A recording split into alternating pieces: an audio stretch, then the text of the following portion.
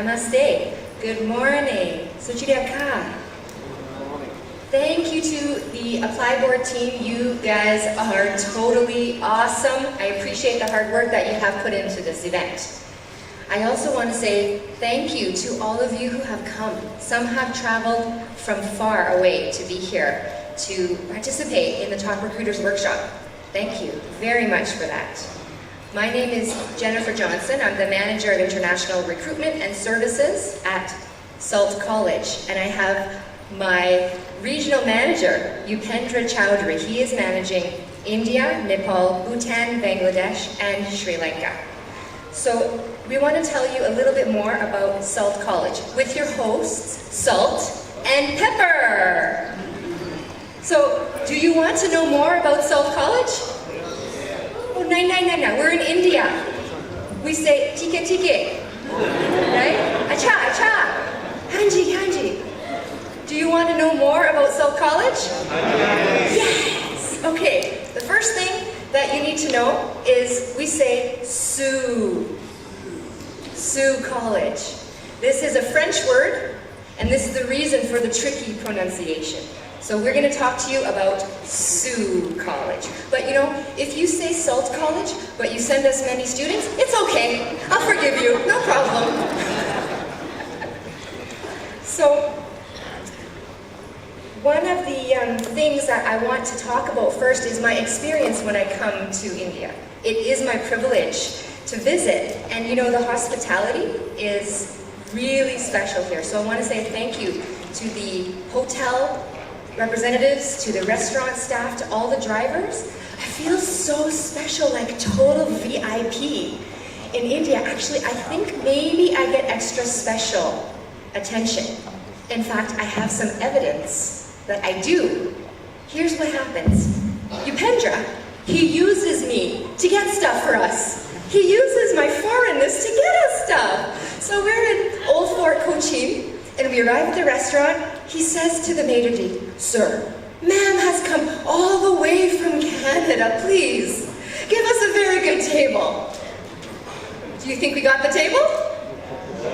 We got the table. Now, we also had another experience. Driving from Ahmedabad to Vadodara. We got stopped by the traffic police, and the police officer said, "You have any alcohol in here?" Upendra says, "Of course not, sir. We're going to a business meeting. We're very late. Please, hurry." "Oh, no. You have a foreigner in here. They always have alcohol." You know what's funny? Often when I go for a road trip, I am packing a bottle of wine. It's true. Totally true. Another thing that is, like, how many people in India? A few billion?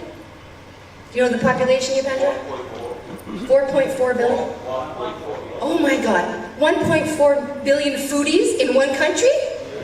That's incredible. The food, totally awesome. And there's also another thing that I noticed first upon arriving. I'll give you a little demonstration with my friend over here. So my first trip to India, will you join me? I arrive in Delhi, and I see the lineup for the immigration. So you're the Canadian, and I'm the Indian lady. So we're in line at the immigration. You don't have to move.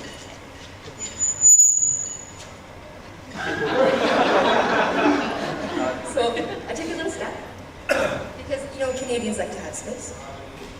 Do you understand what I mean? Yeah, this was like a big cultural shock for me, but very interesting. And you know, I have the duty to bring this learning back to Sault College and share this with the Canadian people, because it's important for Canadians to understand how they can host and give good hospitality to our Indian students when they come also. So the food and the space, those are like the first things you notice on the surface. But there's many more things, very complex, under the surface. Like the regional differences in India, very diverse. Now, I've visited a few times so I can understand some of the differences between south, north, west. And here's what my friend Upendra taught me. Tell me if you agree. If you go to the moon, you'll find a Malayali serving you tea. You will find a Punjabi who's very happy to drive your truck. And you'll find Gujarati opening the first business. Do you agree? Thank you, Upendra, for teaching me so much about India. So, briefly, Sault College is a public institution. The approximate total student population is 3,000 students. We are in the province of Ontario, on the border with the United States, and we're 1 hour from Toronto by flight. So, do you want to learn about our programs? What? Hi, good job. TK. Okay, so this requires you to just raise up your hand. Please raise up your hand if you have students who want to do engineering. Good. So we have mechanical engineering, civil engineering, electrical engineering. Raise up your hand if you have students interested in healthcare. Yeah, okay. How about nursing, occupational therapy assistant, fitness and health promotion, healthcare administration? These are our programs. Next, raise up your hand if you have students interested in computer or IT. Oh, that's the biggest. That's the biggest. So big money. Okay, computer programmer, robotics, GIS, digital marketing, digital film, and game art. Do you have students interested in environmental? Oh, some. That's good. We have 5 environmental programs. All have co-op, and we have 2+2 with Algoma University for these programs. Finally, anybody have students interested in PG? That's the biggest one. Okay, business management, supply chain management. We have 11 postgraduate programs for your students, okay? All right, many of you here already have sent some students to Sault College, and I'm really pleased with the quality of the students coming through from the ApplyBoard network. Thank you for that. So you know already about our programs. You know already about our Ielts requirements. 6.0, no band less than 5.5, but nursing is an exception, okay? You know already about the programs. Do you know about the eligibility? Oh, don't worry, I'm gonna help you with this. So one of the things that I learned from ISEF, you know ISEF, right? Okay. They do very good research. One thing they say is that you think that agents are worried about commission? Of course, but most important is that they want you to make it easy to work together. They want you to make it easy to send students. So we're going to make it easy for you. We're going to give you cheat sheet for all Sault College eligibility. But these are very precious. We only have a few. We only have a cheat sheet for those who answer our questions. Are you ready to play a game? Yeah. Hanji? Okay, good job. So now what we're going to do is make 3 teams. We're going to have this team, Team TK. Yeah? Team Acha. Team Hanji. I think Team Hanji is the most. So now, you're finished with Sault. Now, I'm going to give it to Pepper. Thank you so much for being here today. We just want to start with one of the games. It's not a question answer of whatever questions you have, we have prepared in our way. Might be it will be helpful for you. So we start with one of the questions. First, this is a Sault College as you are seeing up. And the first question which come up, as you can see, which provincial research institute is situated in Sault Ste. Marie? Any of the first one? Google, guys, Google. Anybody? Oh, right here in the middle. Team Acha. Team Acha had the hand first. Anybody can do Yeah, it? this one here. Oh. Yeah, please. What's my mic? Ontario? You're talking about province. Which provincial research institute? You can see the questions that's in the front. Oh, it's because we both have the microphones. Oh, dumb. Okay, we can pass on one to them. Yeah, but we can get it. Yeah. There is one provincial research institute which is based in Sault Ste. Marie and is one of the biggest research institute, and we have a program associated with that institute. What's the name of that institute? Algoma University? No Google right now.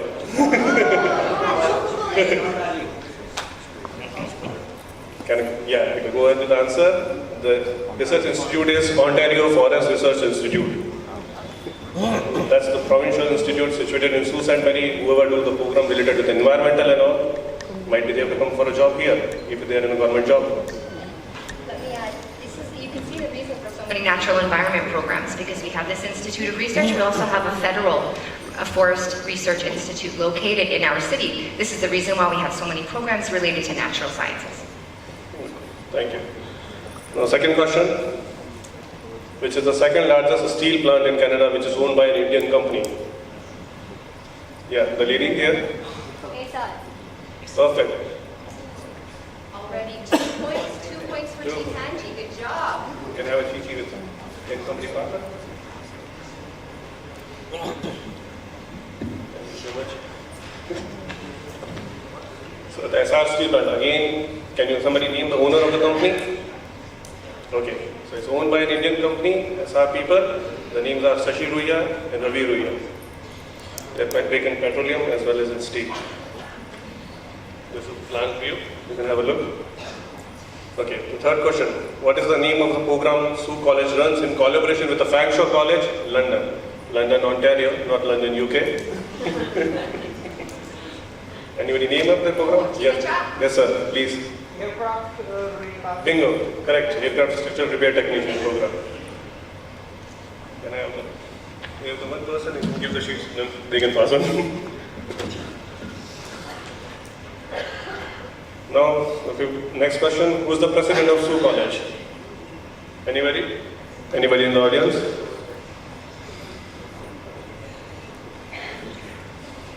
No? Yes, sir? Oh, yes. You had to Google fast. Perfect. Was that Tiki first point? Yes. So this is our president. Then, do you want to add something about Dr. Performa? Yeah, it's really inspiring to work with a leader who really cares about education. A lot of international education projects our president has done, and I really feel proud to work under him. Thank you.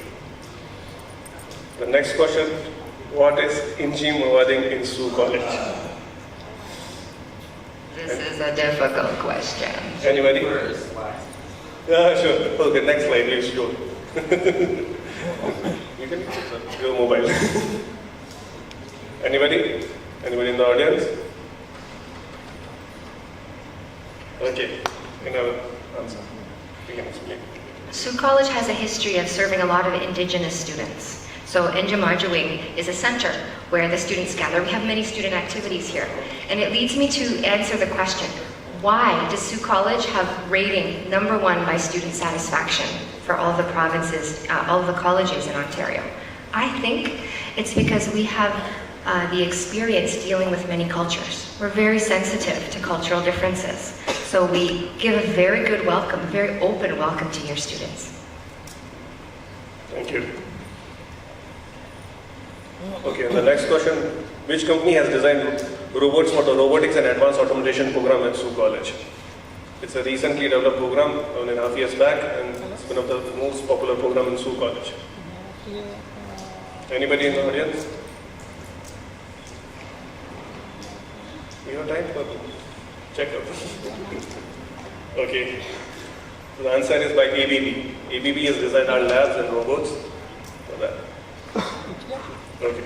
Next question. What is an excellent alternative to a mechanical program in engineering for a student who has less marks than 50% in maths? Might you get sometimes a student who has a good marks in physics and chemistry, but has a lesser marks than 50%, might be 44 or 45, but he wants to go a field related to the mechanical engineering. What is an alternative you guys give? Mostly. Yes, ma'am? You know so much about Sault College. Correct answer. Motive power technician, 2 years program. Next question. What is the minimum percentage required for the practical nursing program at Sault College? Must be somebody from Kerala can answer this question. Yes, sir? Wrong, sir. It's very high. More high. No, not high. This much high we are not taking. We are quite good. No, 70. Same thing. 65. That's right? 65. So now there's something will come up. Yeah. 65. 65, correct. And what about the IELTS score? It is 7. No, one is correct, one is wrong. The answer is 65% and 6.5, no section less than 6.0. That's the only program which the IELTS requirement is quite higher. Otherwise, we have all the programs with 6.0 and 5.5. You can, even for PGs. I hope I'm giving the answer in that way. What is the minimum marks required in accountancy to opt for a business accountancy program at Sault College? Anybody? Yes, ma'am? Yes, sir? Perfect. Correct. Accountancy is 60. So there is a difference between accounts and business program. Any of the student who has a mark 60 only can take up the accounts and has a 50% in economics as well as business studies. Let me add one juicy point about this program. We have a special partnership with Createch, which is a partner of Microsoft. So Createch is locating their office on a campus of Sault College, and they're giving internships to students from accounting and computer programmer. So there'll be a really good on-the-job training opportunities for students in these programs. Thank you, as well.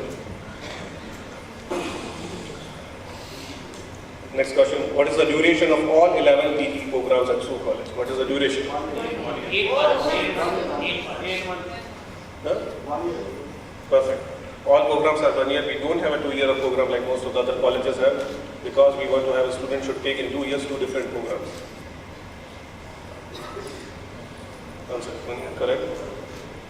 Okay, now the next question. What is the latest PG program introduced by Sault College recently? Ma'am. You work at Sault? Good job, Chief. Acha. Super. Tourism hospitality. And the last. You want to add something? You know, I don't think that Indian students need special training in hospitality because they are good. They are very good, very welcoming. The second part of our presentation, well, first of all, do you have any eligibility questions, any admission questions? We'll take 2 questions now and save the rest till the end. Any questions at this time? Yes, ma'am. Elaborating on nursing programs, because nursing is a growing subject. Can you have a mic? On nursing, is it a full taught program? And sometimes I think some colleges they cannot process Indian and Bangladeshi students for nursing because they need either to get part-time work facility from, because it is quite distance learning or part-time program, right? So international students cannot get part-time studying. So how do you cooperate with this type of students? Let me give you a brief overview of the practical nursing program. It's 2 years, full-time diploma program. So we have some reserved places only for international students because it's a very in-demand program. Students get jobs and they get paid well when they come out of this program. So there's no issue for students coming from outside of Canada to join our program. We have made special accommodation, reserved some spaces, in fact, for them. Second question, the lady in the second row had a question. Ma'am, did you have a question? Oh, just one. She has 3. Wow. Okay. I would like to ask how many backlogs you will accept for PG programs? The maximum is 10. Yes, for all programs. Till 9 backlogs, you have to submit a backlog summary. If it's a 10, then it will go with the coordinator and the student should having the 60% in the final semester. Yeah, one more question. Anybody? You know much about Sault? Which one?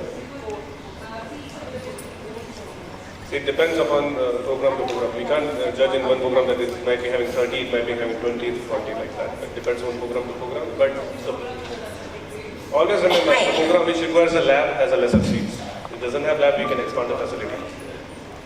So, Yes, sir? No.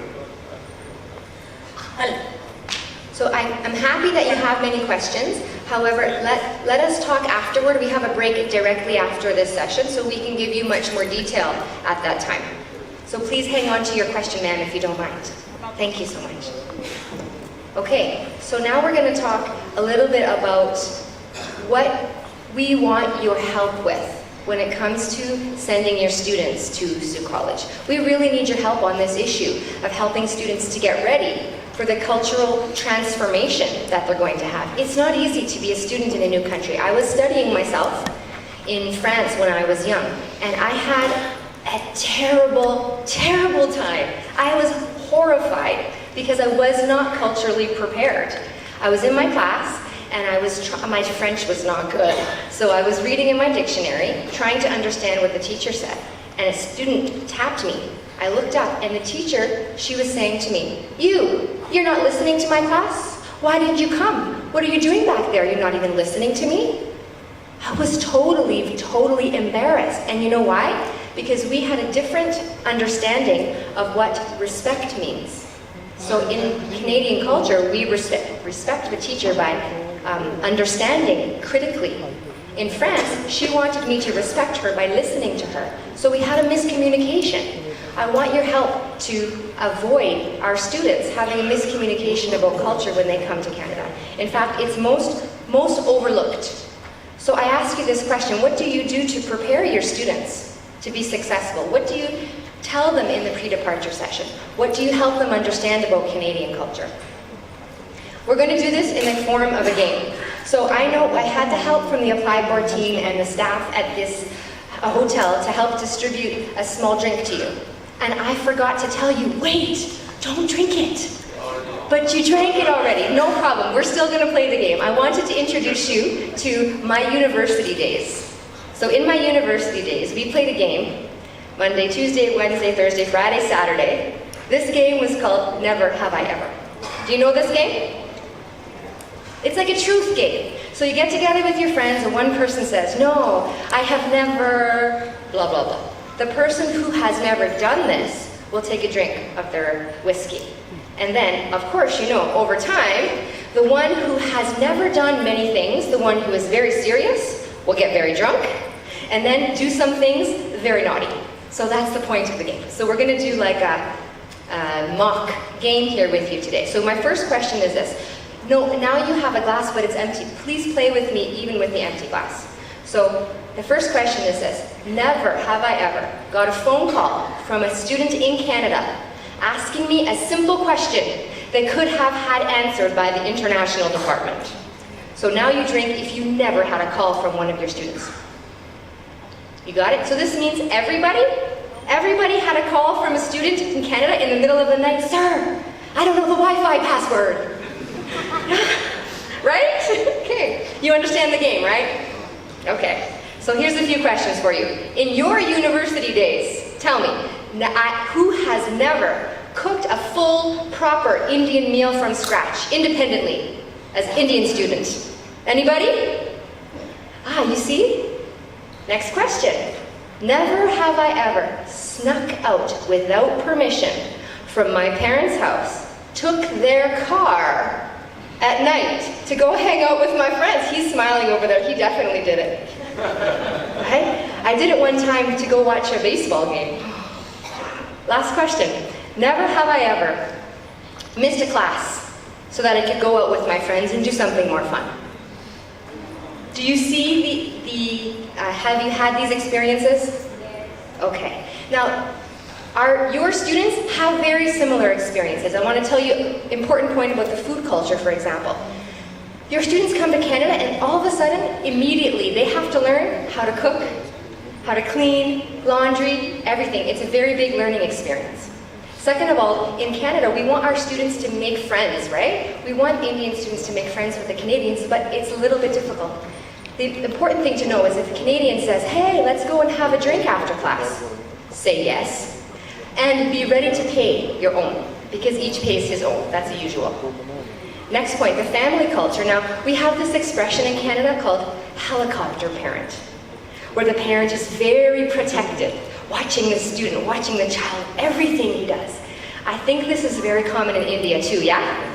Okay, so the student leaves from India and they have a long distance relationship with their helicopter mom. They have a new family in Canada, their friends, they become their family. They have pressures from their friends as well. So they have like two conflicting family values now that they have to deal with.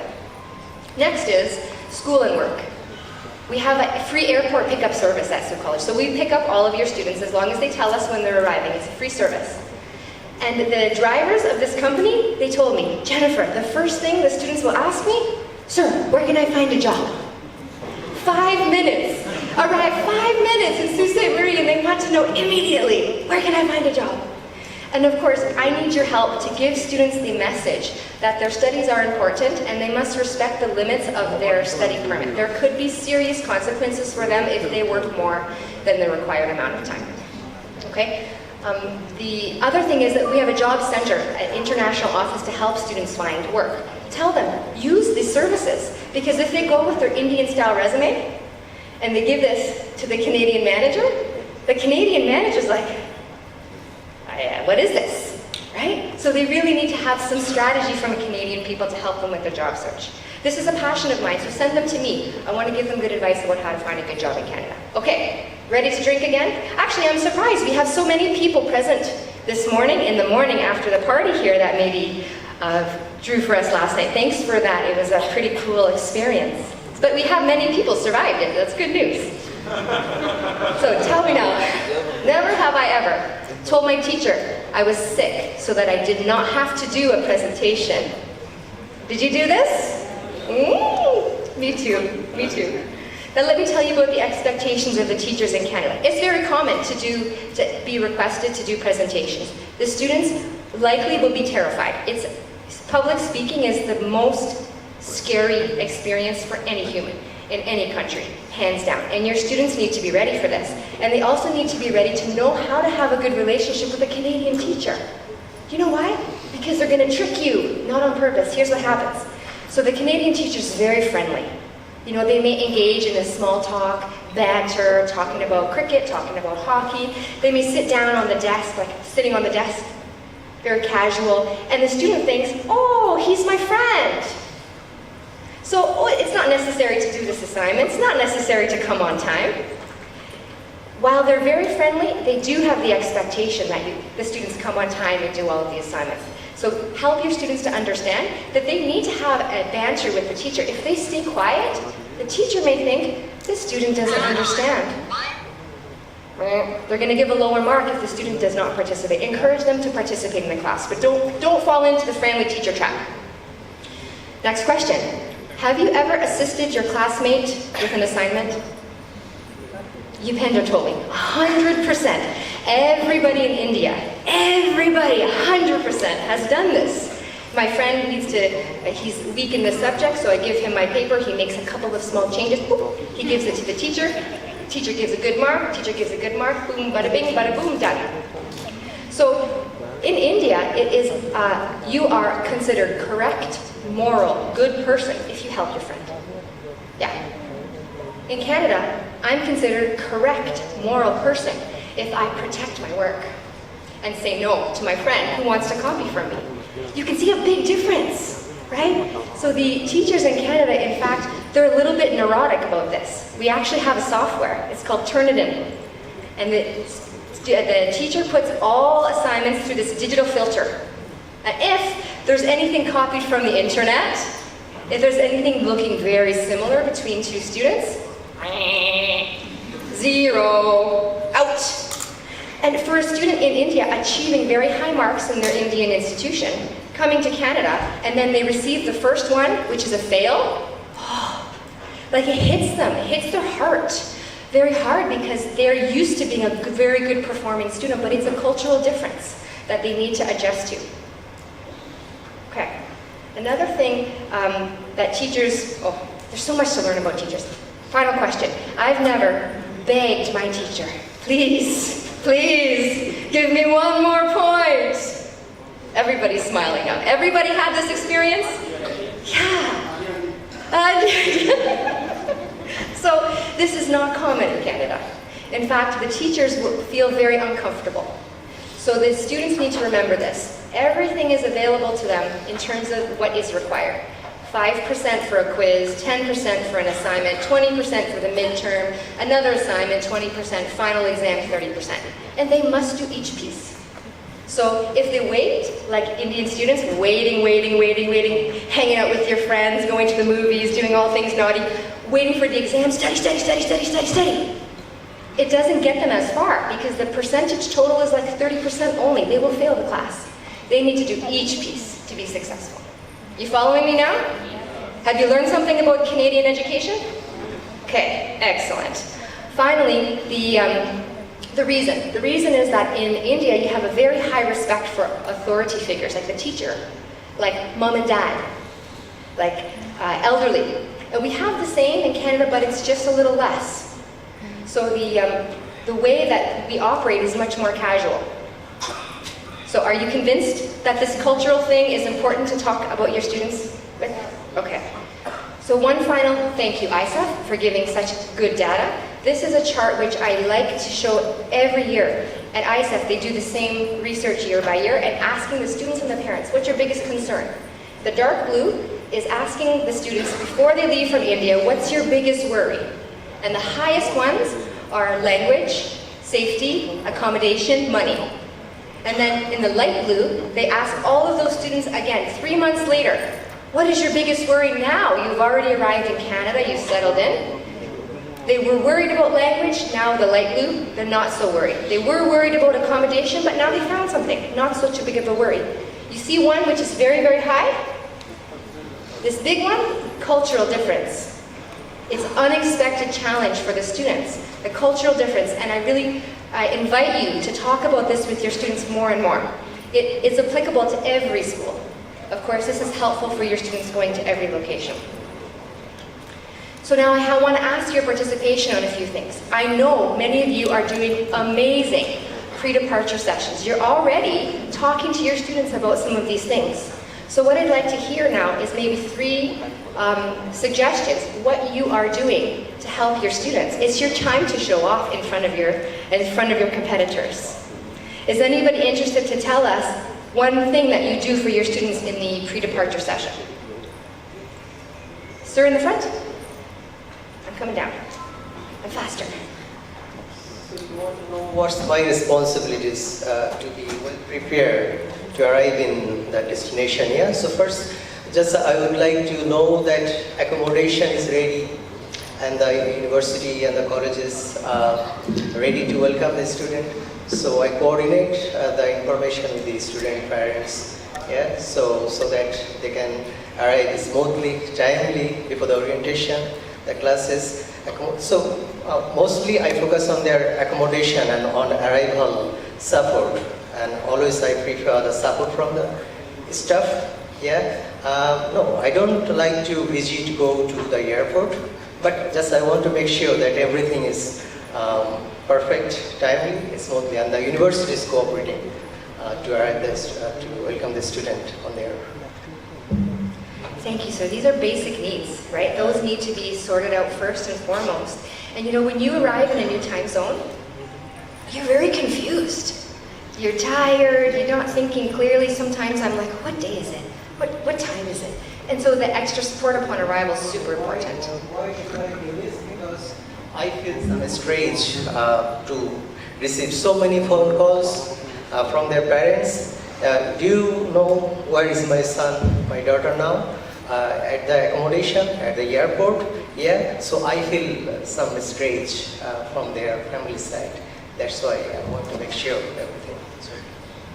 That's the helicopter parents we were talking about, right? Sir, here. Well, we try to guide our students before going to Canada that you are going to enter a new land. So first of all, you have to obey their rules, number 1. Number 2, don't go for a job. You are going for a study here. If you go for a job, you will be losing your semester. Whatever you have earned there, you have to pay for fee for the next when you fail out in the semester. So what you are earning, you are losing it again. So don't go for a job first go for a study. And third, the most important thing is go with the wind. How the rules are going. Don't go against the wind. You have to put more forces to get PR there. So if you go sailing smooth, as per what is the rule and law, you will get PR easily, you get everything easily. Go with the wind rule. These small 3 things I use to guide my students. Thank you very much. Thank you. There's this point, a cultural point. Canadians are crazy about their rules. And I think it's a little bit more go with the flow in India, like the traffic, for example. You drive everywhere. In Canada, people stick to the rules more. So the students, once they know the rules, they should understand, like Canadians are pretty serious about that stuff. One more. What do you do to help your students? Sir?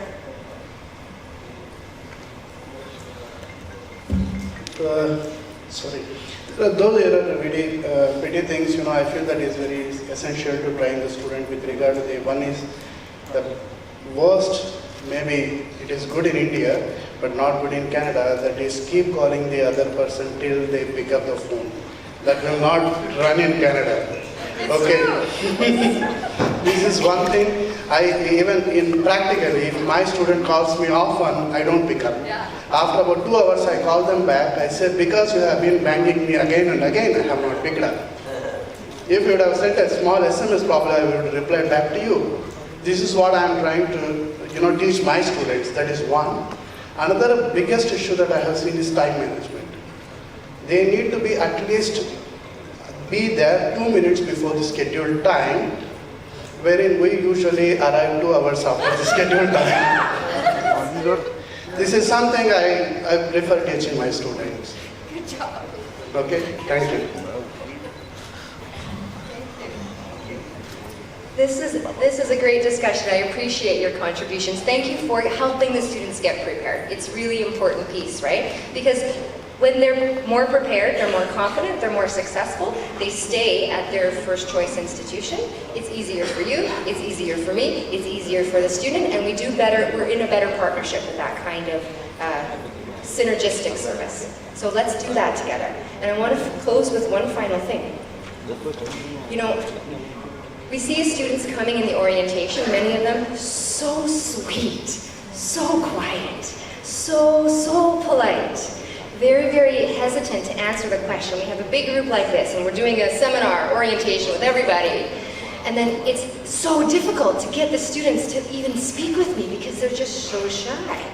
Meanwhile, in year 2, the same student is like, hey, what's up? We're going over to Odeno for lunch. You want to come? We're going to have some burgers. Yeah. After that, I got a little meeting here, and then I got to go to my part-time job. Okay, catch you later. Bye. They're pumped. They're thriving. They're owning it. And this kind of confidence that students get when they do international education, they grow up so much. So our shared work, of course, we're in the business. We're in business of international education. We're in the business of helping people grow. We're in the business of helping people make their dreams come true. That is the most important work. The most important work I can imagine. So blessed to be in this business with you.